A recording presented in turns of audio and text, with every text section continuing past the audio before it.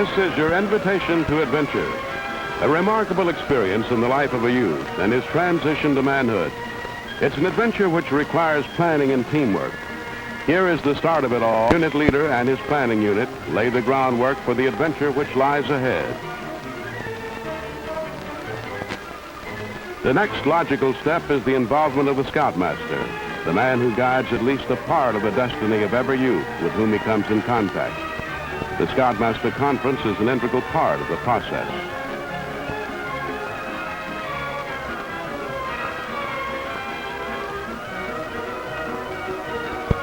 No matter how adventuresome an undertaking may be, there's the inevitable preparation which must go into it. Here the gear is loaded for the exciting time ahead and the fond farewell to a mother who looks on with mixed emotions as her son moves toward that manhood. Just as in the road of life, there are certain roads which must be followed, certain paths which must be adhered to. The signs are clearly visible and they lead in the proper direction. This is the camp, the site of the adventure, the focal point of the activity. It's not just a spot on the road, but a well laid out area of calculated conditions, which are essential to the fulfillment of the plans. At the central office is the focal point of the operations. The greetings given to the youngsters is more than a routine function. It's a sincere welcome to this adventure which will be shared. And once more, the signs guide the way. The camp staff is on hand for the greeting, and again it consists of the molders of young men. Take a look around and see what the adventure is all about. There's the lake and the pump house, and this is only the start. A feeling of expectation within a youngster can take on many forms.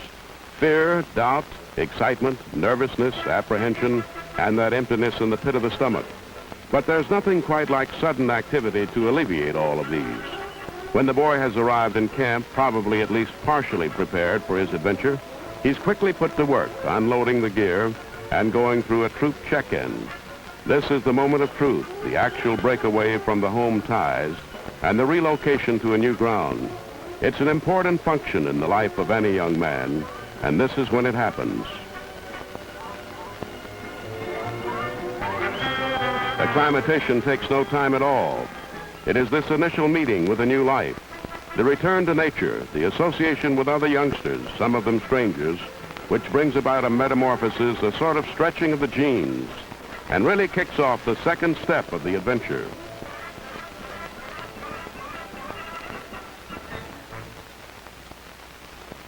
This is Camp Stallman, named for Mr. E.B. Stallman, Jr., whose interest in the Boy Scouts is legend. And it is here where many will find an excitement they have never experienced before. It's something of which no boy's life should be devoid.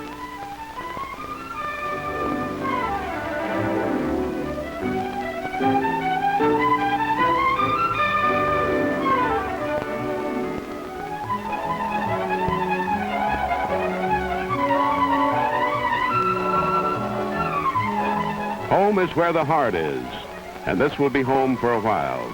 There's a combination of ruggedness and tenderness, a time for work and a time for play. There's some regimentation, but also considerable liberty. No one would undertake the outdoor life or any rugged sort of activity unless he was in the pink of health. Now, before a youngster goes off to camp, he's checked over rather thoroughly. But just to make sure he is still that way on arrival, he's given a medical recheck by a staff of doctors at Camp Stallman. This leads to peace of mind and to soundness of body. It also wards off any possibility of spreading disease or of any injury.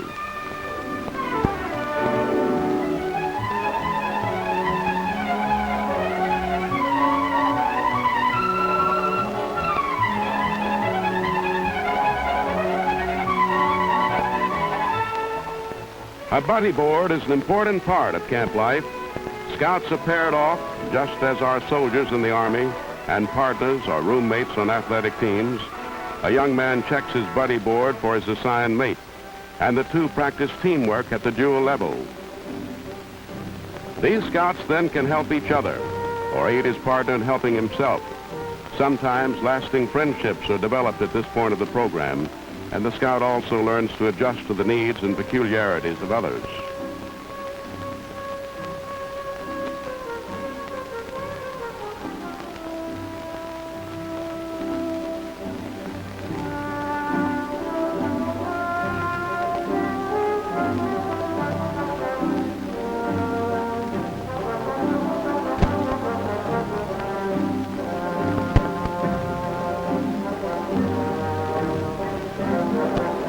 Swimming is also an important part of the camp life, whether it's the beginning elementary strokes or the more advanced steps of water safety. This is camp life, an adventurous life, but it is a well-rounded life and covers everything from proper food habits to the needed exercise. Eventually, life-saving will become part of the swimming program. Then it takes on an even new importance. At this stage, however, it's mostly fun, and having fun is part of any adventure. The young man can dream back to the time when other adventuresome souls braved the waters to deal with the Indians or to communicate with other forces. There are many thoughts that can accompany such activity.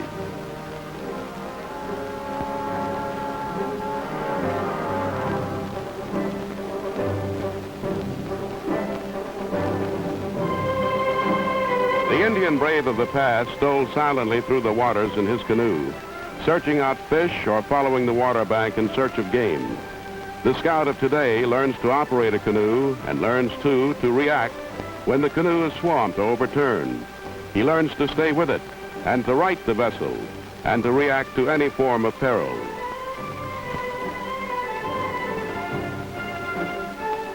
The rudiments of safety are equally important in a canoe, an outboard motorboat, or a rowboat, and the youngster has to learn to row. Again, teamwork is involved and some skill as well.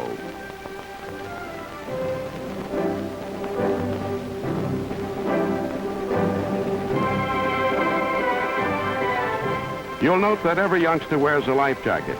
It's another of the safety habits he acquires, one which hopefully will stay with him. Meanwhile, he'll row his boat gently down the stream.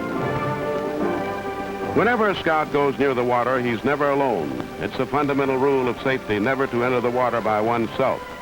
It's an extra rule of safety to have a lifeguard close at hand. Here at the camp, the lifeguard is in the tower, where he can watch down on his charges. While the young man is enjoying his adventure, his parents at home are secure in the knowledge that he's being watched over and that his every move is safeguarded. This is true whether on land or in the water. He's in the company of trained personnel, and he's learning from leaders to be a leader. In the water, he's drown-proof. He's always within reach of a lifeline, and he's never out of sight. It's a pretty comforting thought.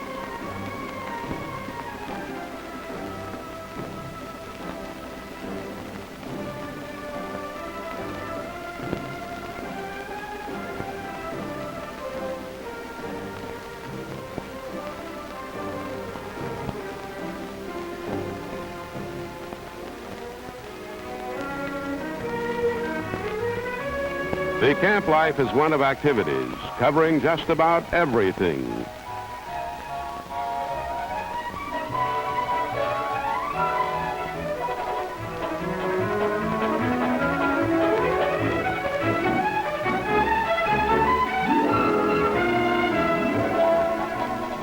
And one thing a scout must learn to do is communicate. Semaphore is an important part of visual communication, used extensively by the Navy, but also by outdoorsmen who are beyond voice range. So the range of activities will lead in that direction. The Indians used smoke signals, and ancient warriors used flares in the hills near battle sites. The scouts lean toward semaphore, which spells out in detail the message which is being imparted. It's a simple, basic code, just as the International Morse code is for purposes of sound. But any way a scout can learn to communicate will help him in whatever arena of life he chooses.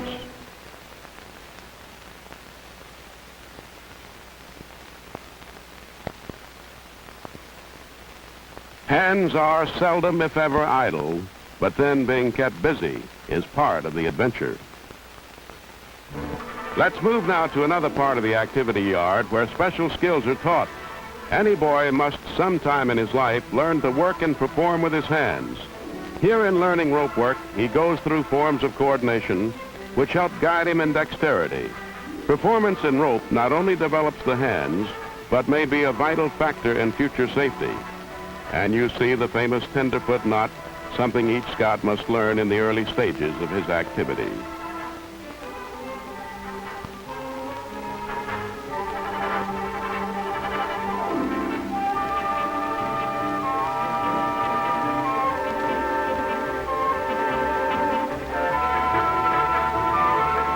Rope work is a major part of the activity yard because of its significance to the outdoor life.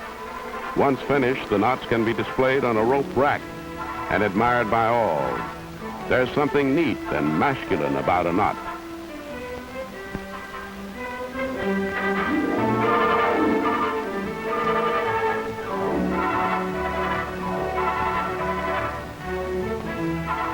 Woodwork is synonymous with scouting primarily because the life of a camper is spent in the woods.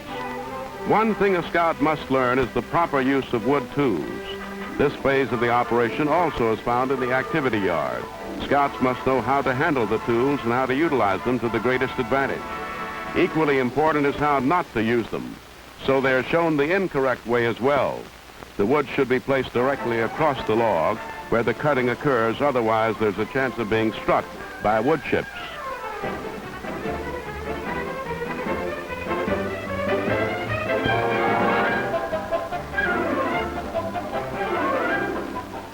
One of the best reasons in the world for cutting wood is for building a fire.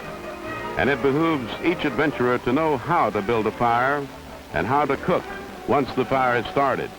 It's all part of the learning and accomplishing process, each of which is important for knowledge and for self-confidence. Again, this is taught in the activity yard.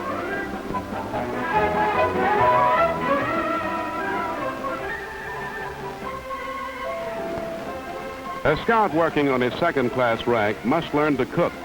And while some of the early products are not works of culinary art, they provide some rather adventurous moments in eating. Anyone brave enough to eat some of that first meal food is brave enough to withstand the rigors of camp life, come what may. But happily, cooking soon becomes an acquired skill.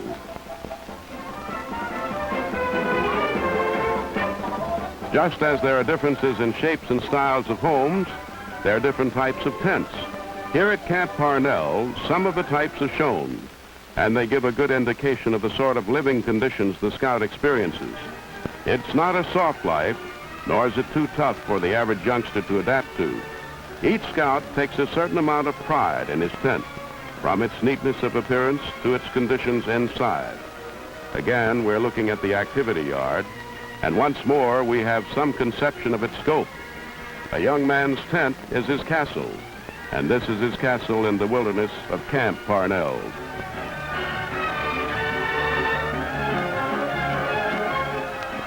It is for Mr. R.L. Parnell that the camp is named, another who has given much to the cause of scouting. One can readily see why this is the life for young men and not for young ladies. How many girls are the types who like snakes, but with boys it's something else. This is the conservation yard, and what you're seeing is part of a nature study. Conservation is a many-faceted thing, ranging from the care of vegetation to the battle against erosion and pollution and the like. It is guarding against such unsettling elements as poison ivy or poison oak, being able to identify leaves, the ability to recognize edible fruits and the like. It's one of the most important parts of the overall adventure, and it is one of the strong lessons of life. Conservation is a form of life-saving, going beyond the human life.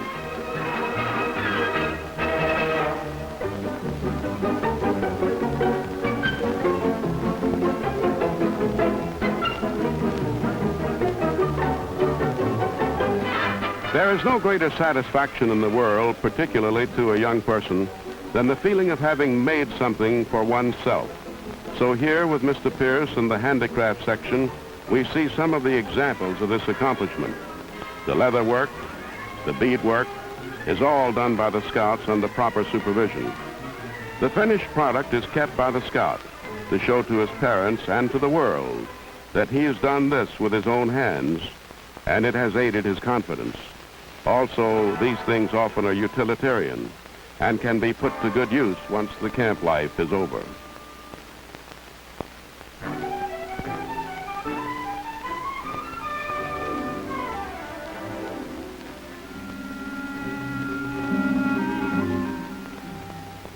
A gun in any form is a dangerous device. Yet in the lifetime of each man and boy, there comes a time when he must, in defense of his country, in search of game, in the establishment of law, or in the protection of property, shoulder a weapon. The logic then is to know how to use one properly. This includes the care of the weapon, its cleaning, its general upkeep. Scouts learn a great deal on the rifle range, where they sharpen their reflexes, learn to spot a target, learn to squeeze the trigger, and to become marksmen. This can be one of the most practical applications a young man can learn while rounding out the adventurous time he spends at camp. And he will gain additional confidence at the rifle range. This is a strong part of the development into manhood. Every scout obtains complete instructions before he touches a rifle. There is no margin for error.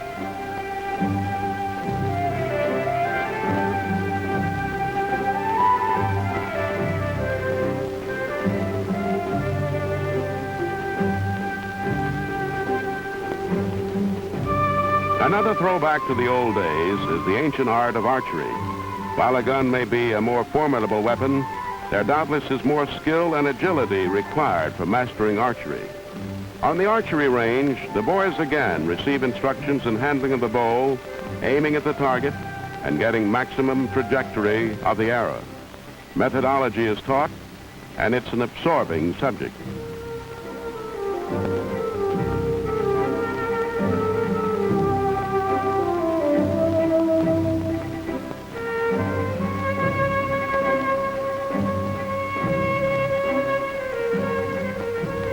The Army is always ready when called upon to help the Scouts, and there's no one more skillfully trained in the medical art than a paratrooper medic. From Fort Campbell to the Scout camp comes a Fort Campbell sergeant to implant the skill. The youngster learns the rudiments of first aid, then picks up the qualifications for his merit badge. This, of course, is one of the most practical of all of the instructional facets of the camp. And not only do the boys learn, but they pick up those merit badges as they progress through the learning.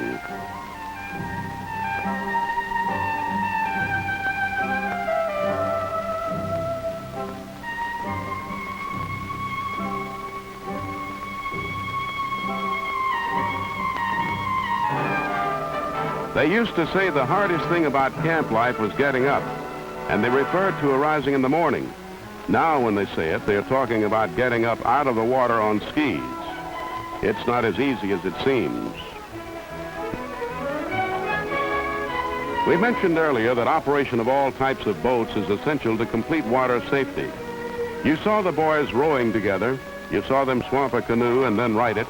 Now a class undergoes training in the safe operation of a motorboat, which is imperative in this mechanized day on the lakes and rivers.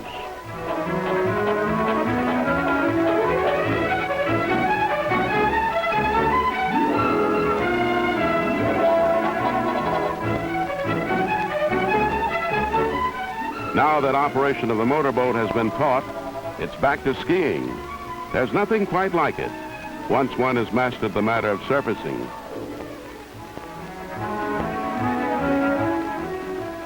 Some prefer the quiet life, the soft, easygoing, floating, tranquil life. And this sort of life is found in sailboating sometimes. On the other hand, fighting a stiff breeze, working with and against the wind, cornering, maintaining equilibrium, all of these are a challenge when on a sailboat.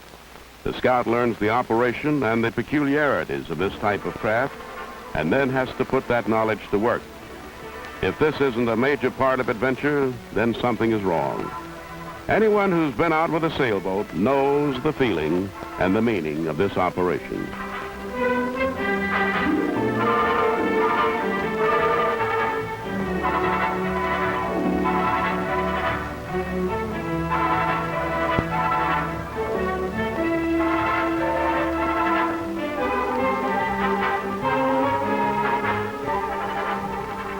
Tramp, tramp, tramp, the boys are marching. And a hike is as much a part of camp life as any other phase.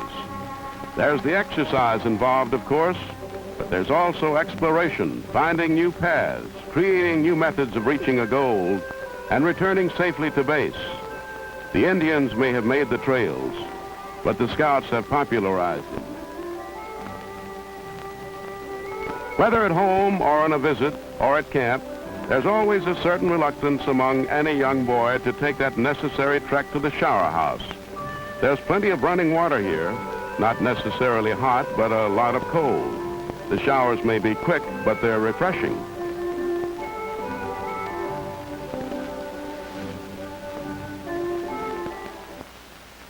At the end of a long, weary day, there comes the quiet hours, and the prelude to these hours is retreat.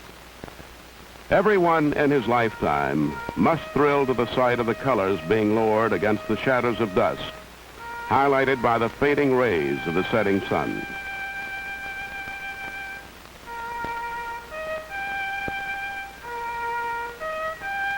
And then the playing of taps signifying that day is gone.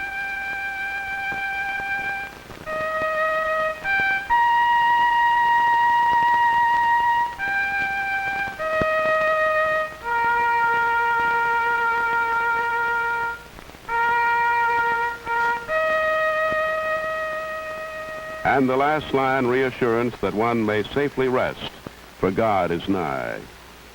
And then in a final reverent gesture, the flag which means so much to us is folded triangularly and tucked away to greet another day, waving above us in the glory of its history.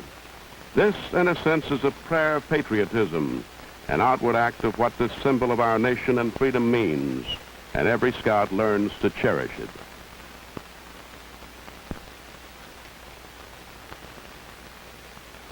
Somewhere along the way, we should have mentioned that Scouts do like to eat, especially if someone else is cooking. This is the Camp Stallman Dining Hall, and it's among the popular places. The unit leaders, of course, are something special, and they get the steaks, the fillets. If they lose any weight while roughing at camp, it's not the cook's fault. They're noted for their ability to stash away the groceries. And a steak supper at the end of the day of complete activity is a reward for a job well done. The food is among the best, and the Scouts are proud of it. Of course, it doesn't stay around long enough for anyone to show it off, but that's mute testimony to its deliciousness. You can bet they lick the plates clean, too. There's always that one fellow who tries to sneak back for seconds.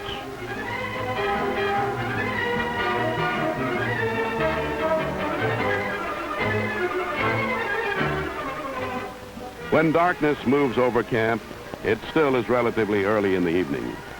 That's when the campfire, with its flickering tongues of flame and its woodsy smell, becomes the common denominator for all of the Scouts. It's around this point they gather, and they're liable to do the Indian dance or the bundle dance.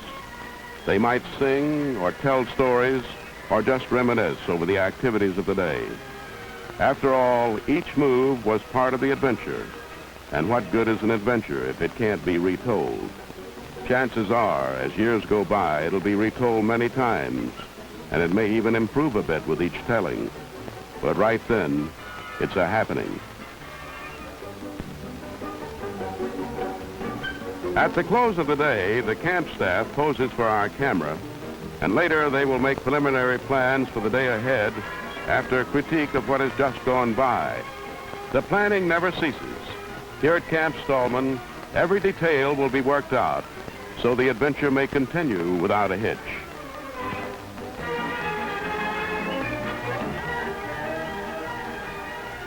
It should be mentioned, too, that the family of the Scout leaders can share in the adventure to a degree, although it's still his main event. There is a family camp replete with a dining hall at Camp Murray where the family can linger and join in limited activity. It's not too limited at that, and again points up the Scout philosophy of family involvement in all phases of Scout work or play. Just for example, at the Camp Murray waterfront, one can find family swimming with classes for both children and adults.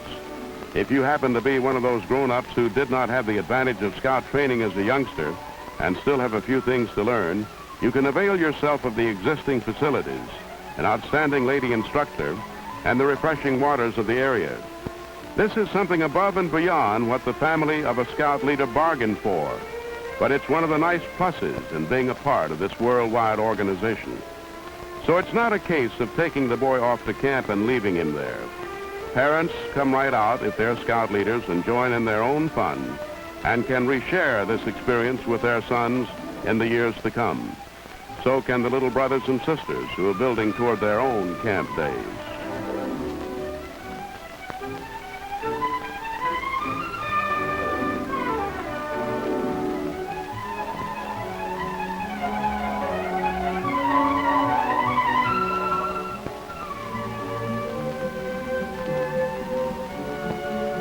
The Boy Scout promises early in his training to do his duty to God and his country. Sunday has been set aside for those moments of duty to God, although in effect, the entire Scout program, with its wholesomeness and decency, is dedicated to God. But on Sunday, the Scoutmaster leads his troop to chapel and to non-denominational Sunday services.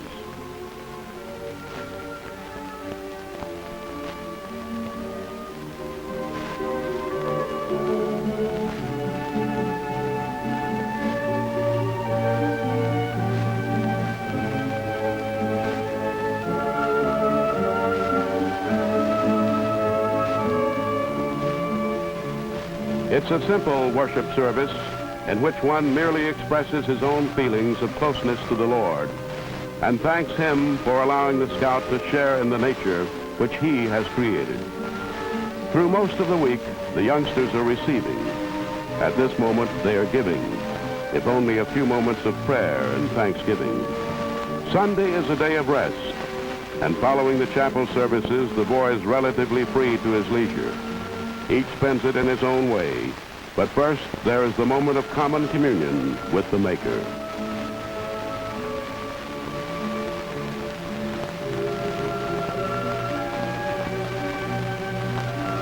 As the sun sinks, moments of adventure are over.